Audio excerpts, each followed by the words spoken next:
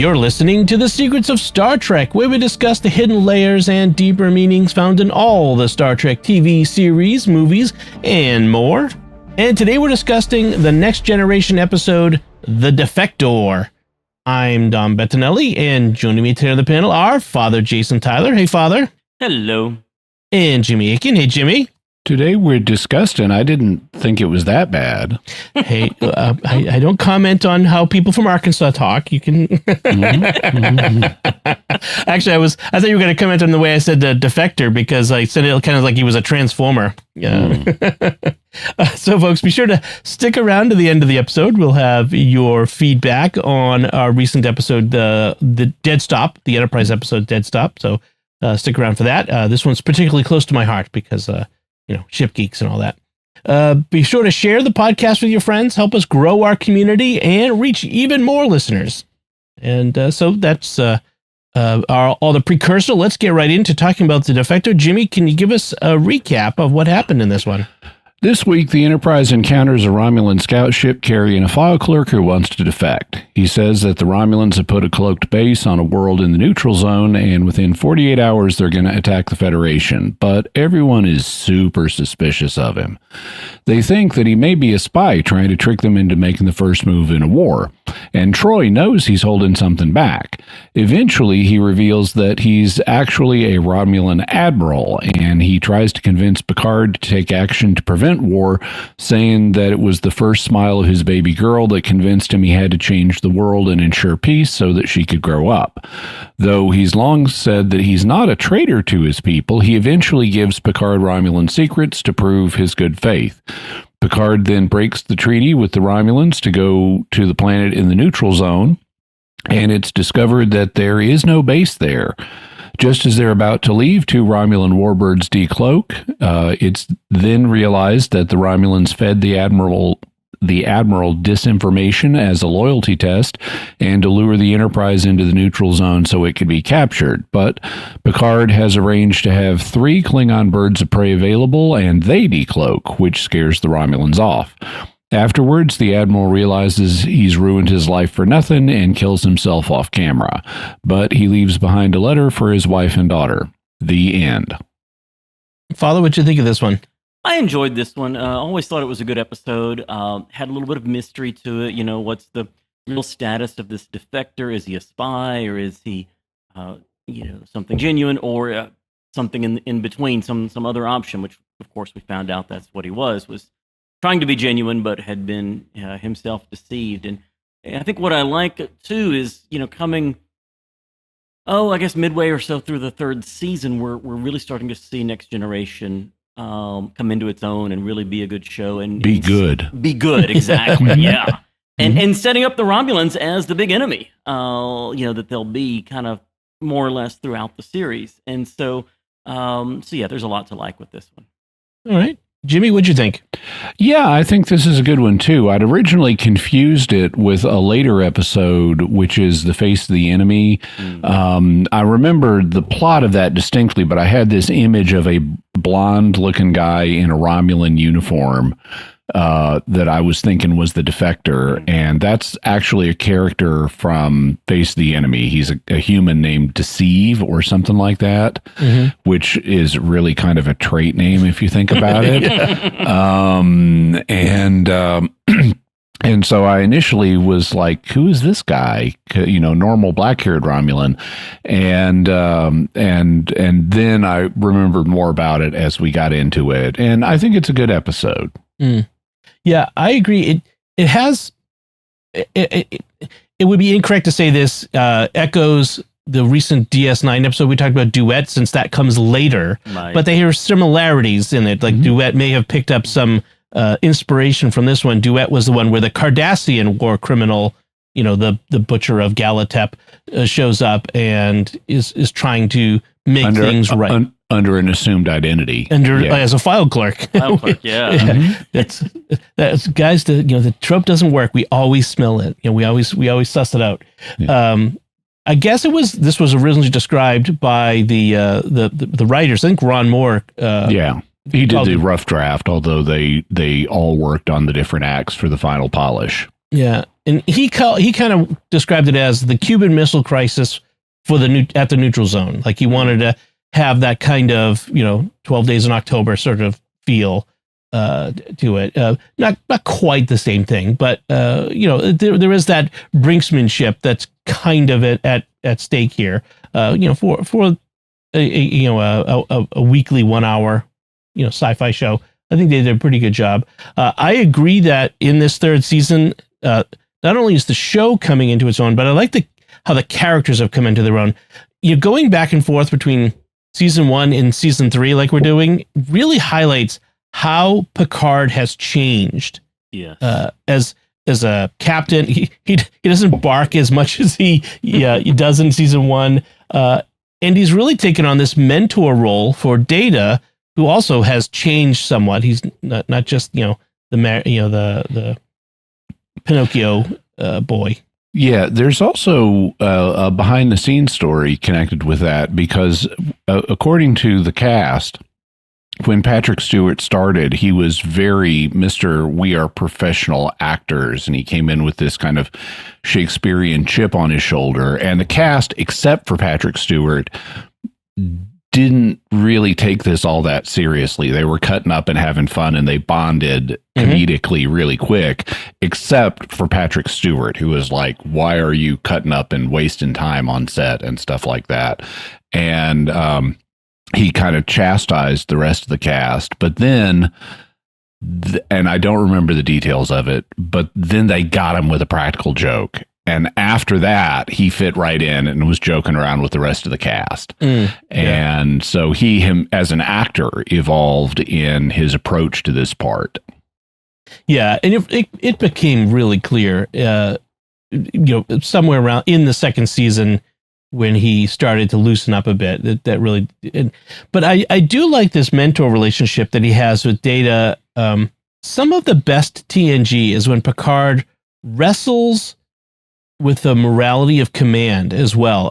Like in this episode, you see him, sitting. They start with this scene from Henry V. Yeah, and it kind of puts a flag on it and says this is going to be an important part of this episode. Which is ironic because that was written in very late, and they managed to still theme bits of dialogue from the Henry V scene later in the episode. Yes, and that all happened like really late in production. And so it was surprising they were able to do that because originally the Henry V scene was not part of it. So in this Henry V scene, they have Data is playing Henry V, and he's in disguise as one of his own soldiers so that he can move among them on the eve of battle and find out what they're really thinking. And Patrick Stewart plays under heavy makeup, one of the other soldiers he's talking about. And then you've got Captain Picard standing there offset watching Data's performance, and he gives him critiques and stuff. And Data comes up to him and he says, and there was just before this, there had been a Kenneth Branagh version of Henry V come out on film. And Data comes out and says that he based his performance on, and I think he said Olivier and Branagh, and he names a couple of other people who, at least one of whom doesn't yet exist. But what they needed to do was pick a role what they needed to do was have Data say that he based his performance on Olivier, Branagh, Stewart, yeah, and then these others. Now, that would have been good. At this point, Patrick Stewart had not, and as far as I know, has not played Henry V. But still, it could be in the future. Sure, they just needed that meta reference for that would have been awesome. Well, when I noticed that Patrick Stewart was playing one of the other holodeck characters, I thought, well, of course he is. They can't have a Shakespearean scene without Patrick Stewart getting a chance to be a Shakespearean actor in the process. Yeah. In fact, I think he actually suggested that they do this scene, if I remember correctly. Although I did find it a bit confusing because I immediately recognized Patrick Stewart under the makeup of this other. Oh, it's like, oh, Captain Picard is being this other character, and then it's no, he's not. I was like, who is this guy? So I mean, it's fine, but Patrick Stewart really wanted to be in the scene. Clearly, I like when he starts talking. His own other character gets a spear, and so it's like Patrick Stewart is holding himself at spear point. Yes, and the character, the Shakespearean character, was doing a Yorkshire accent, which is Patrick Stewart's native accent. He's from Yorkshire, apparently. So that was fun. But they're kind of bringing up this whole dilemma. Henry's grappling with the moral weight of leading men into battle, which then parallels Picard's later dilemma on whether to risk war. So and how the resulting deaths would weigh on his conscience, especially if he chose the wrong thing, if he let the Romulans trick him into going to war or something along those lines. That was good. I like that they included this. It really did add to the weight of this story. Yeah. And watching this now after having a few seasons of Strange New Worlds behind us, you can sort of appreciate the gravity of Picard's decision even more, because we see, at the end of season 1 of Strange New Worlds, when Pike is shown that alternate reality where he's still captain of the Enterprise at the time of Balance of Terror, and a couple of wrong decisions result in a major war between the Federation and the Romulans, and in a sense, Picard's facing a similar sort of reality here, right? And against the backdrop of when this was made, this is mid 80s. This is the height of the Cold War. Actually, not the height, but heading to the end of the Cold War. But this is the Cold War had been going on for a long time, and so everyone watching this would be familiar with this brinksmanship, the idea of this enemy that you're not quite at war with, and trying to avoid a devastating war with them. So it lands a little differently when it originally came out, I think.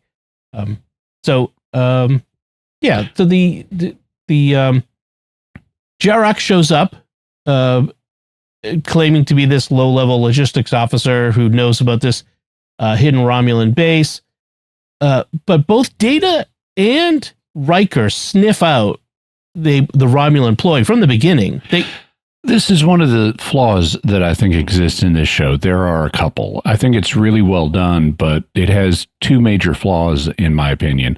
One of them is absolutely everyone is suspicious of Jarok early on. He has like no advocates. Now, later, halfway or more through the episode, Geordi starts to advocate for him a little bit, but it's too late. It's too late, too little too late, because early on, it's just everyone is super suspicious of this guy. Right. And in reality, you got a defector come over. I mean, yeah, you're going to question him. You're going to be suspicious of him. You're going to interrogate him and press him pretty hard, but you're not just going to be this suspicious of him. They're too suspicious. Well, they kind of come right out and tell the audience what's going on, and I think that's the flaw is you kind of reveal to the audience. Was it Riker say, or Data says, in their long history of war, the Romulans have rarely attacked first. They prefer to test their enemy's resolve.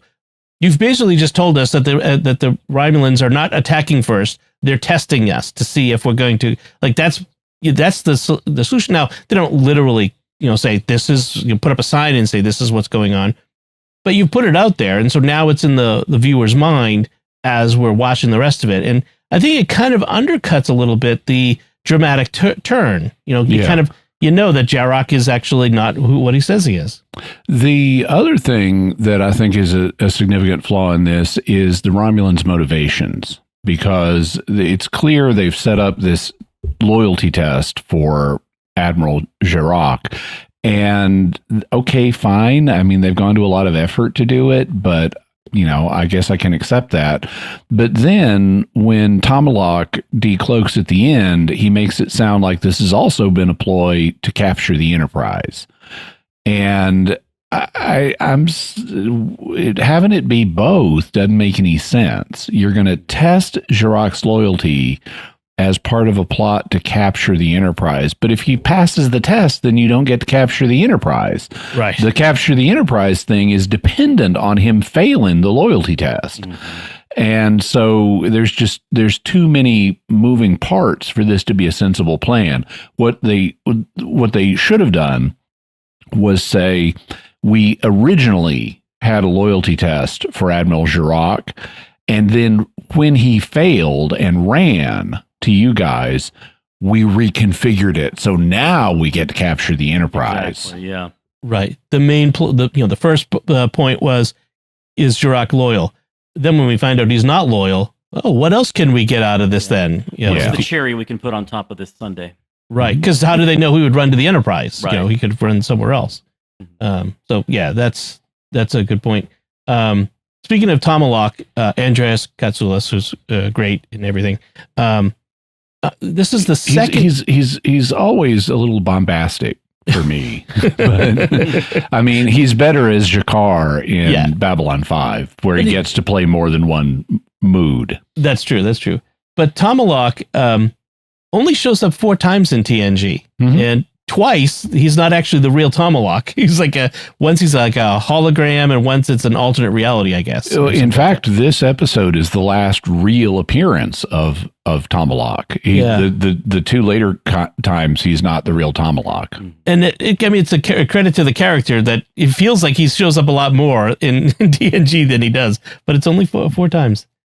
By the way, talking about actors playing Romulans, I think the actor playing Admiral Jarok is really good. James Sloven? Whatever it is, whatever his name is, he has this, even when he's pretending to be this file clerk, he has this like scene where he's talking with Data in 10 Forward, and he comes across as thoughtful and concerned and vulnerable, and I'm not a traitor, but I'm trying to do what I think is right. And his performance is just really top notch. And it's no surprise that he then goes on to be a regular actor in 80s and 90s Star Trek. This is his first appearance as an actor, but he goes on to play multiple other characters under Heavy Latex. Including Dr. Mora, Odo's father, quote unquote, in DS9. So James Sloyan is the actor. He does such a great job. I love it when a guest actor comes in and provides a multi-layered, nuanced performance of these aliens instead of like the scene chewing, I'm a one note, alien. Martok is multi-layered, which is what Tomalak can kind of be to me. He is. He's a bit like that. But but I like Martok. And then the one from I just mentioned, Duet, the Cardassian in that was always multi-layered. Like Gul Dukat is a bit one note. He had some moments over the course of the time, but he's kind of the same thing. He becomes a little more nuanced, but he's still dominantly, a cackling villain. The really good one is Wayoon. Yes, who can genuinely, I mean, he is a bad guy, but he can genuinely also be a good guy. I mean, he can want to help Odo and stuff like that. Right. Oh, I always enjoy him. I had a nit to pick, which is a food replicator can't do the simple task of converting Romulan temperature units into Federation standard temperature units. Well, I saw that and I thought maybe the writers were trying to make Jarok a more sympathetic character to their American audience by showing he didn't know the metric system. If you think about it for a second, though, does this thing have a Romulan dictionary in its computer base? It better if it's doing a universal translator. Exactly. Right. But I think the dramatic purpose obviously was to show how he's left everything familiar behind. He's now an alien in an alien world. And, even the simple task of getting a refreshment is now an alien task. So I get why they're doing it. It's kind of, from a computer perspective. Speaking of replicators, though, they did miss a a nice opportunity, because when he's talking with Data in 10 forward, he says, "Can your synthesizer make me a Romulan ale?" And Data says, "We'd have to know the molecular structure of the beverage." And it's like, so many Starfleet officers have drunk Romulan ale. I'm pretty sure they know the molecular structure of the beverage. Right? Scotty's stash in particular.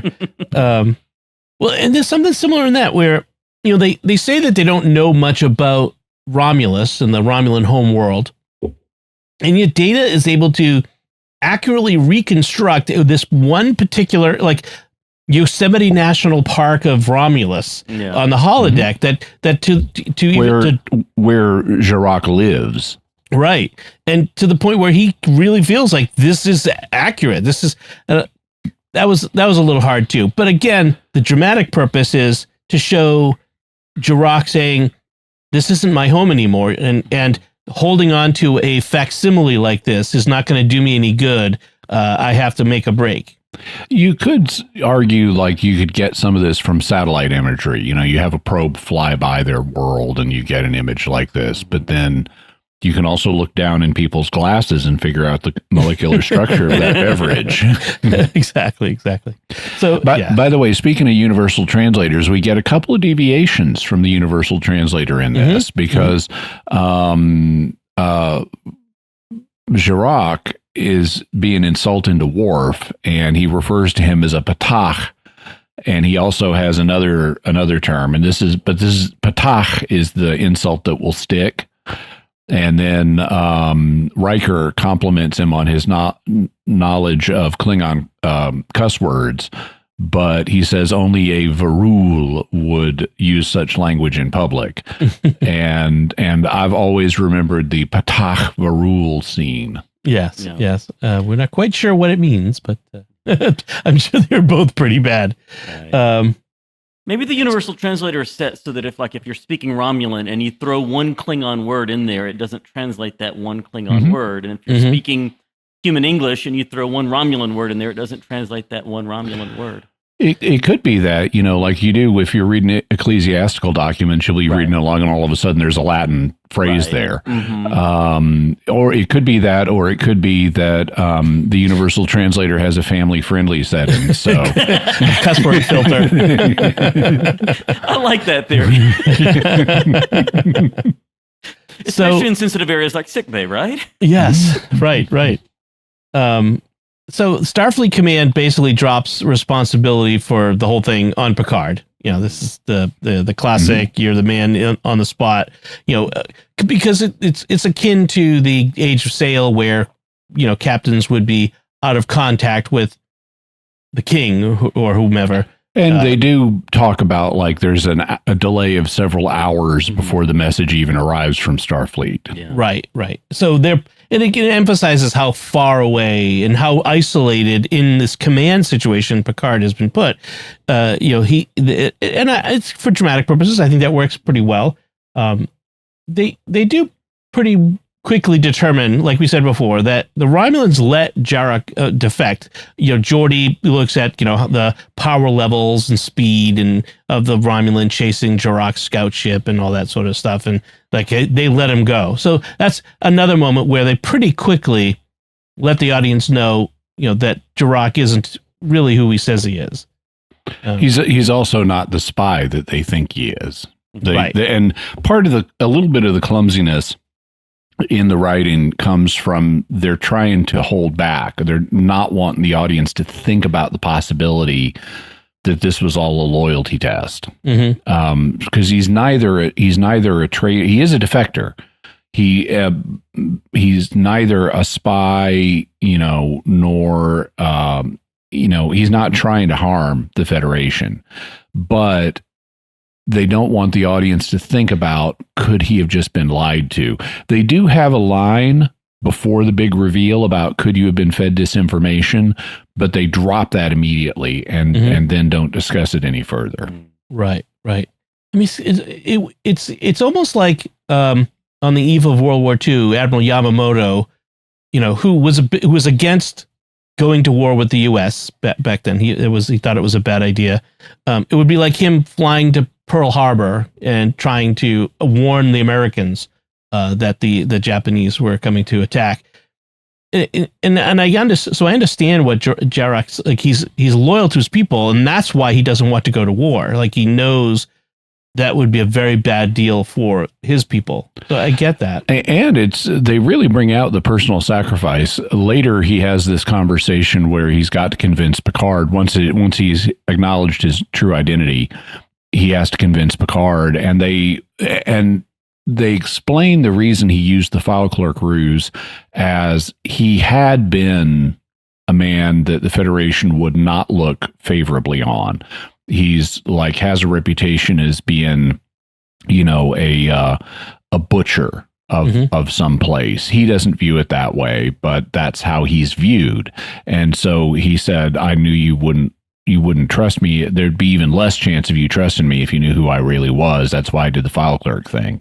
But then he starts to have this conversation with Picard, and it's really, really well played and well written, I thought, because he's opening up. He's talking about, it was seeing the first smile of my little baby girl that made me realize I had to change the world, and for her and for all children, so that they'll have a chance to grow up. Now I'll never see my child again. Okay, boom, that's a big sacrifice. She will grow up believing I'm a traitor. Boom, that's another big sacrifice. But she will grow up. And so that's, very powerful. And then Picard comes back with this very powerful reply about trusting Jarok, and he says, I won't until you give me the military secrets I want. Right. And he eventually forces him into giving him military secrets. Now, what value they have is unknown, because they could be part of the disinformation. Yes. But Picard holds the line, and with Jarok being really vulnerable and really honest, manages to get out of him what he really wants, which is the military stuff. I really thought that line from Picard there was really really strong, like tough, like because Jarok had, are you a father, Picard, who he's not at this point, and he says no, and kind of he says, oh, you don't know what you've missed, basically, you don't know what and Picard looks uncomfortable there a little bit, because I think he recognizes what he's sacrificed there, but Picard comes back. Jarok, I'm not a traitor to my people. You are a traitor. Like, you've made your choice now. And as he says, if the bitter taste of that is unpalatable to you, I am truly sorry. Excuse me, but I will not risk the lives of my crew because you think you can dance on the edge of the neutral zone. I mean, there's just he just lays it out for him. It's like, you can try to pretend that you haven't betrayed your people, but you have, and you did it for a principle. Now, there are consequences to what you've done, and you're going to have to live with those. He's essentially, without using the phrase, he's saying, in for a penny, in for a pound. If you want to make this an effective, if you want to make this an effective peace effort, you got to go all the way and give me the military data. Right.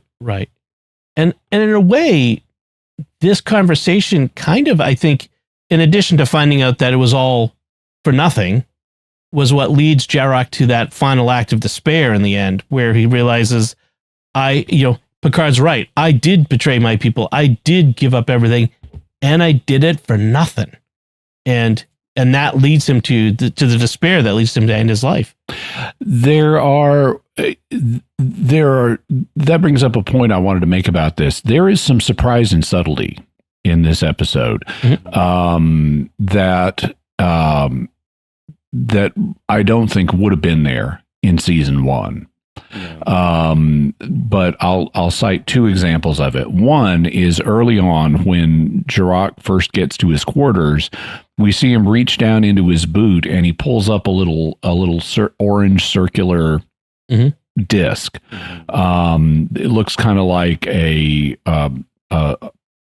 piece of candy, one of those chalky candies.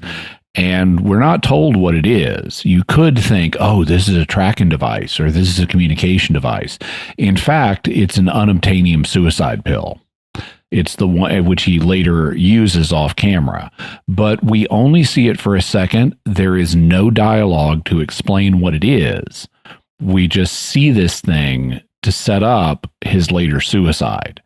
And this is pretty subtle, having just us glimpse this thing, not telling us what it is, and trusting the audience to wonder about it. We're not given enough data to say, oh, that's a suicide pill. Right.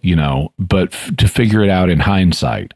The other thing is I think even subtler, where because the first time, it'd been years since I'd seen this one. And so I remembered at the end there's going to be Klingon birds of prey, but I didn't remember how we got there, because there's another episode where Picard gets favors. It may be reunification or unification, where Picard, because he's been Gowron's arbiter of succession, he pulls in favors from the Klingon Empire. But as we're watching this, early on in the first half, Picard he's just gotten a message from the Admiral. And then he gets on the phone and says, Mr. Worf, will you please come in here? And then we cut away to a new scene. Yep. And we don't see Worf. And then we see Picard back in his room, and he calls in Data, and we get a scene with Picard and Data. And I'm going, wait, what about the Worf scene? I thought there was like a deleted scene there, and that they missed in the editing or something. They didn't just cover that. And no, it's not a missed scene. It's a deliberately avoided scene, because later they get a message from Klingons, and Picard says, Mr. Worf, will you go handle that on this terminal that's not on the bridge, so we don't have to listen to you. He doesn't say it that way, but he's getting Michael Dorn off the bridge so that we don't have to hear the conversation. But what he's doing is setting up the reveal at the end of suddenly 3 Klingon birds of prey to cloak and save the Enterprise. And that first, Mr. Worf, will you come in here? That's setting that up. Yeah. And then later you get the confirmation message from the Klingons that we also don't get to hear. But that's pretty subtle writing that wouldn't have been there. They're trusting the audience to figure that out in hindsight. Right. Yeah. Yeah. That was really well done. And just even the ending, Jarok writes this letter to his wife and daughter, knowing it won't be delivered, and you have Data's confused. Then why would he write it? And Picard kind of gives him the answer because he's a man who holds out a hope for peace and that sort of thing. But there's an ambiguous ending. It's not a triumphant ending. It's a will there be peace? Will there be war eventually? Will his sacrifice be for all for nothing in the end? And there's an open question. But maybe what he's done creates a glimmer of hope for a possible future where there's peace. And I think, again, that is very nicely done and unusual, and kind of an echo of how DS9 would be later on, where you don't have these moral certitude endings with the flutes of humor, or the flutes of tragedy. It's kind of open. And I think that's one of the things that makes some of the best Star Trek episodes, where it doesn't just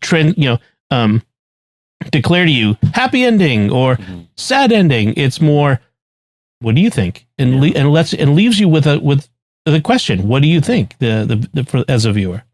So I really like that. One question that occurred to me with the whole suicide pill situation was he not? What does it taste like? Well, almonds, apparently. No. Was he not searched when he came aboard the Enterprise? I mean, certainly they would have scanned him, and I can see where the scanners maybe don't recognize this Romulan suicide pill because it's not something the Federation scanners are looking for or whatever. But is there not some, old-fashioned search going on as well, where they're asking him to empty out all of his pockets and maybe take off his boots and look through them and that sort of thing? And it looks like that didn't happen, but just as suspicious as everyone was about him, it seems like that would have been a good protocol to do. Yeah. Yeah. I mean, I would to headcanon it, I would presume in the future that knowing transporter technology, they would develop ways to hide things from transporters and that sort of stuff. But you're right. I mean, just logically speaking, if you're going to interrogate him like they did, you'd probably go through his clothes. Yeah, and it was hidden in his boot, so I could imagine that it was. I mean, this is headcanon, Sure, but yeah. I can imagine it was some combination of inert substances that were not dangerous, but then he did something that recombined them in a way to make them dangerous after he passed through screening. Yeah. So does Jarok die a hero, a fool, a little of both? I mean, what do you think of Jarok in the end? Well, you shouldn't kill yourself, so there's a fool element for you right there. There is that, yes. But as far as what he attempted to do. Well, he's both. He's clearly a man of moral principle, but he let himself get into this situation, and so there's he's a tragic hero fool, I guess. Yeah. I would agree. Yeah. There was a noble element to him, even as you sometimes bristle a bit at his Romulan arrogance. I mean, the Romulans you come across as arrogant almost all the time, and so you kind of bristle at that, but you also see in him hints of the desperation to stop war in the face of the natural suspicion that he clearly knows they're going to be suspicious of him. I mean, that's why he has an alias, but you see that frustration in him. And so there's a kind of nobility in this. Again, that goes back to the actor's portrayal. It just does a really good job. And there's a bit of nobility, even as you recognize he's also a kind of an enemy. And so there's that ambiguity. Anything else you want to say about this one, Father? Nope. We've covered my notes. How about you, Jimmy? So they mentioned one of the, two things, I guess. The planet in the neutral zone is Nelvana 3, and that's a reference to the Canadian animation company, Nelvana, which has done a bunch of animation work, like they did the original 1970s version of The Hobbit. And they've done a bunch of other stuff, so they were given a nod to Nelvana there. They also mention a place on Romulus called the Fire that Jarok will never get to see again, and it's the Fire Falls at Galgathon. And I just can't help thinking it's like the Fire Falls on Krypton. I grew up reading Silver Age comics, and Superman got to go back to Krypton and see all these wonders. And they even had maps of Krypton that you could buy. And they had a fire waterfall on Krypton. And I can't help wondering if that's, if one of the writers was also a fan of DC Comics and knew about that, or if it's parallel invention. I mean, there's the fire falls in, I think it was Yosemite. That's kind of why I brought that up. It's either Yosemite or Yellowstone. I always forget. But there's I think it's Bridal Falls. There's a waterfall where on a particular day of the year at a particular time, like sunset, the sun shines through the water in such a way as to make it look like it's fire falling. Yeah, that's not real fire falling, no. No. But they do call it the fire fall. Okay. I'm holding out for real fire on Romulus and on Krypton. Okay, that would be cool. Like the fire caves on Bajor. Yeah. All right. So that is our discussion of the Defector, and so we do have some feedback I mentioned. So let's get to that. Our feedback is on our recent Enterprise episode, Dead Stop. First one comes from Sir Cadsalot on YouTube, who writes, as someone very must have a big herd. Yes. Cads, not calves. Sorry. Oh, I'm sorry. Sorry. Again, that my Boston accent. Well, so my family ranch background from Texas coming out too. There you go. As someone very into the design of spacecraft, I personally wish they spent way more time looking at the technical particulars of repairing the ship. I'd be good with a whole episode about Commander Tucker trying to work out the tolerancing on the shield panels. Then again, maybe my interests are a bit too niche for good storytelling. No, Sir Casalot. I'm with you on that. It would be an interesting writing challenge to make that accessible and entertaining for a general audience. It would be. Well, and then because the second comment was a reply to that from Lippy Hungstocking on YouTube, who writes, Trip did mention that the bolt couplings used to reattach the hull plating weren't up to Starfleet specs. He just failed to mention exactly what those specifications were. I have a feeling there's some engineers out there who would really enjoy that story. There was actually a series of ebooks called Starfleet Corps of Engineers. Which I think featured Scotty. In some of them, yeah. Yeah. So I don't think I ever read those, but that probably a lot like that. So, excellent. Well, thank you everyone for your feedback on the Dead Stop.